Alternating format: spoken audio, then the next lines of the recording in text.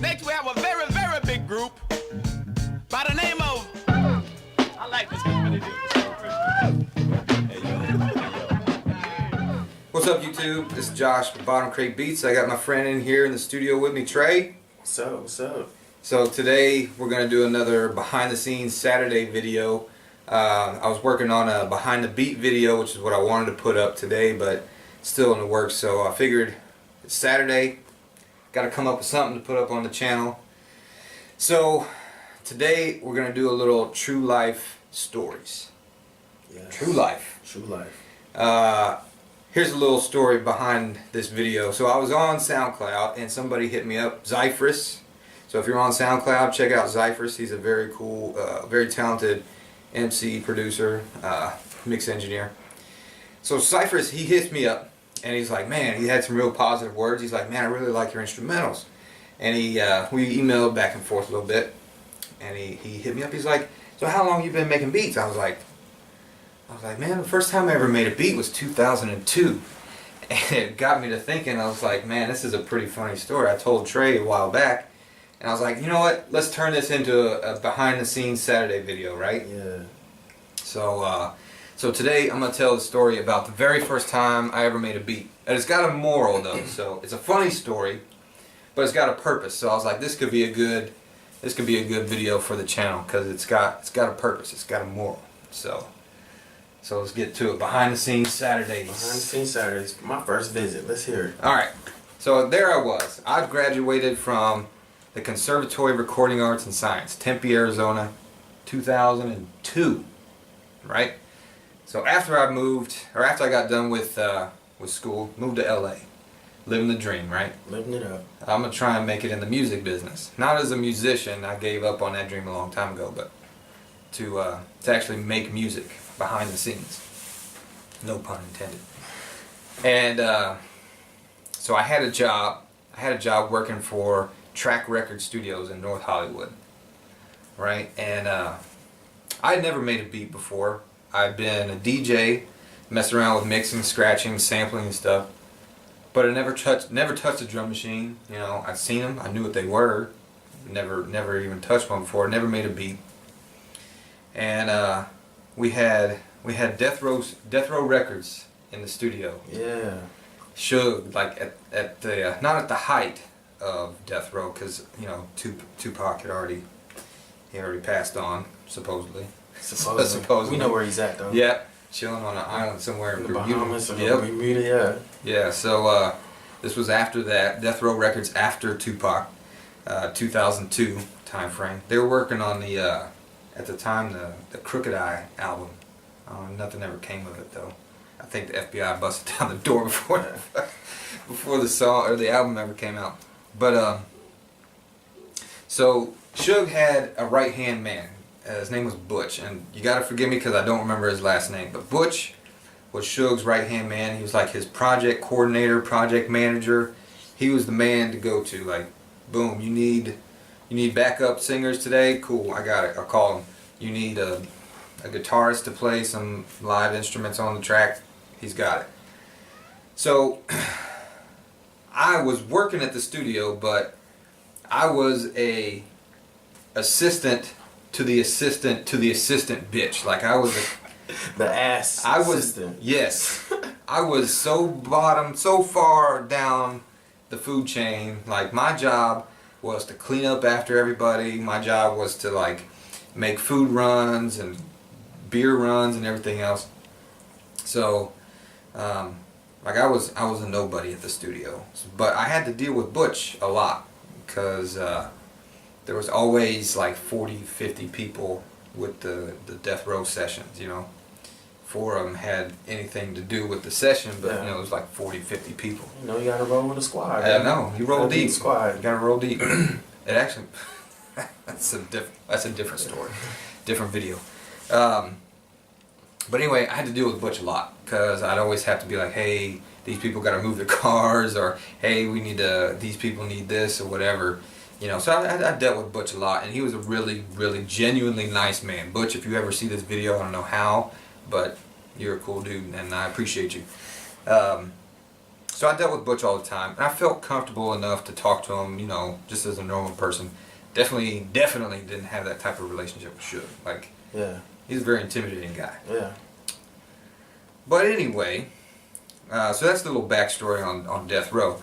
Fast forward a little bit, we had an equipment room at the studio, right? So we had like drum machines, keyboards, synthesizers, all different types of stuff that the clients could rent out if they needed to. But we had this MPC 2000, right? And today the MPC 2000 is kind of, you know, kind of outdated a lot. But at the time, you know, it was still Top of the line. well, not top of the line, but it was still fairly used, you know. But except for ours, like no one checked out, no one used our drum machines. So I went to the studio manager. I was like, hey man, you know, I'd really like to, you know, see if I can mess around with this. You mind if I check it out? You know, take it home? He's like, sure, just sign it out. So I took this MPC home. For 2 weeks I had it, and every free minute I got, I was like banging on the pads and trying to put something together, right? I can picture it too. You like, I'm gonna make me a beat today. Yeah. Oh, today I'm gonna make it, and I was determined. I was like, I'm gonna figure this out, because if you've ever messed with an MPC 2000, it's not very.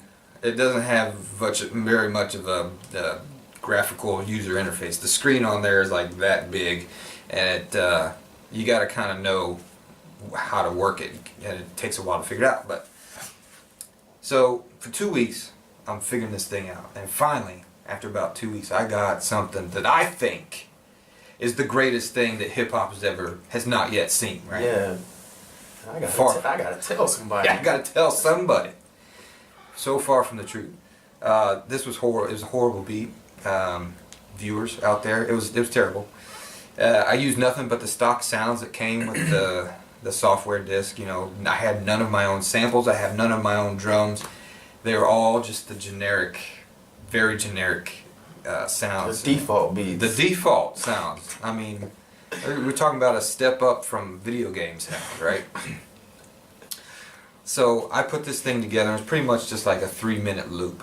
It doesn't change. It doesn't vary. There's no other instruments. But I think it's great. I was so proud of myself. I was like, I need to show Butch this. So I'm gonna tell Butch, I'm gonna show. I'm gonna show Butch, man. So that's what I was thinking. So I brought the MPC back to work. I go to the assistant engineer and I was like, hey man, I really want to play this for Butch before the session starts, right? And he's like, man, that's fine. Just make sure you're done and cleaned up before the actual people get here. But Butch is always early. You know, he's first to come, last to leave. So Butch comes to the studio. I was like, hey man, I got something I really want to show you. He's like, can I have your ear for about 5 minutes? He's like, yeah man, you got something you want to show me? He's like, I think you're gonna love it. And you're like, yeah, that's my chance. Yeah, so maybe he's thinking like he's gonna discover the next Kanye West or something. Nope, no. So I got the MPC in the studio. It's all ready. Just gotta press play. Butch comes in. I press play, and here starts this atrocious, awful. But you sitting there like monotonous. You like, man, this is tight. Yeah. You gonna love this beat, yeah. boy. I'm gonna get paid. I'm not gonna have to be a bitch to the bitch anymore. So Butch, God bless his soul, he starts off 5 seconds in, 10 seconds in, he just kind of looks down, big smile on his face, kind of bobbing his head a little bit. After about 20, 30 seconds, he just looks at me and he's like, man, that sounds like some shit we were doing 10 years ago, man. I was like, okay, stop. You're like, alright. Oh, okay. Oh, he's probably sitting there like, you know what? I remember when I was just starting out. Yeah. I remember. I made beats like this 10 years ago. On my play school. Doing something or other. Might as well brought a xylophone in there. Yeah. One of those toy xylophones. So anyway, at the time, I was a little embarrassed. And I was like, man, I thought it was kind of good. I don't know. I didn't think it would sound like some shit from 10 years ago. But now that I have plenty of time, and we're talking 2002, so plenty of time has passed, I realized a couple of things. And I'm starting to get to the moral of this whole story, because it has a point. One of the things that I realized was that had I known anything about making beats and being a producer, that Was your opportunity? was my chance, my 1 in a million opportunity that producers out there in YouTube land and across the world would beg for a chance like this. Yep. I was one-on-one with the Death Row Records project manager, Suge's right-hand man. Had I known anything about making beats, that would have been my golden ticket. Yep. I was in the right place at the absolute wrong time. Yep. And number two, the second thing that I realized was that if I can get completely shot down from Death Row Records project manager, don't let anybody out there tell you that your shit sucks, and don't let it stop you from doing what you're doing. Right? Yep. Keep on pushing. Keep on pushing, keep digging, like I always say.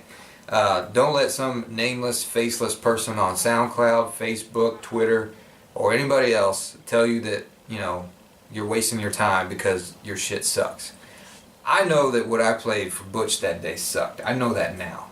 But it was an embarrassing moment, but never have I stopped or given up, or has my drive for making music, has it stopped or altered. So let that be a lesson to you, YouTube out there.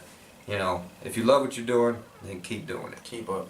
I know you learned a lot from that situation. You can picture a lot of or people like Kanye West who played their first beat with people and they're like, no, it was alright, man. But you know, you got anything else? Yeah, like you said, just keep on pushing no matter what you hear from other people. Take their advice, go with it, like it or leave it. Just keep on moving. Yep. It's good stuff. Yep. Alright, so that's today's behind the scenes Saturday video, True Life Stories. Hope you enjoyed it. If you like it, please subscribe. If you don't like it, don't like it. That's cool. I'm gonna keep digging anyway. Alright, till next time, YouTube. Next Ladies. we have a very, very big group by the name